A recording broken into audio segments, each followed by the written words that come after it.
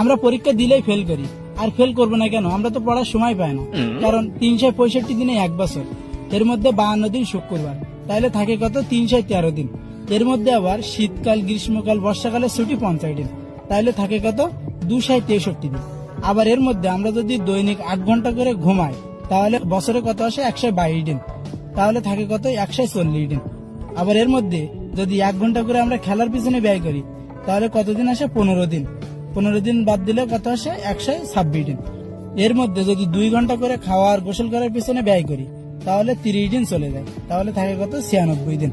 এর মধ্যে আমরা প্রত্যেক দিন কথা বলার পেছনে 1 ঘন্টা করে ব্যয় করি, তাহলে বছরে কতদিন হয়? 15 দিন। তাহলে 15 দিনে যদি বাদ দেয়, তাহলে থাকে কত? 81 দিন। এর মধ্যে আমরা পরীক্ষা দেই খালি 35 দিন, তাহলে থাকে কত? 46 দিন। এর মধ্যে ঈদ আছে, বিভিন্ন উৎসব আছে, কনসার্ট আছে, এইসব জায়গায় যেতে যেতে আমাদের 40 দিন চলে যায়, তাহলে আর থাকে কয়দিন? মাত্র 6 দিন।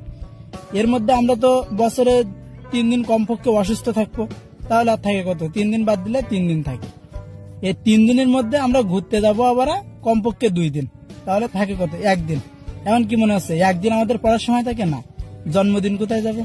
আমরা তো জন্মদিন পালন করবো নাকি? তার মানে জন্মদিনেও 1 দিন চলে যায়, তার মানে আমাদের পড়ার সময় পায় না। তো তাহলে আমরা পরীক্ষায় ফেল করবো না কেন? এই জন্য আমরা পড়ার সময় পাই না বলে পরীক্ষায় ফেল করবো, ঠিক আছে?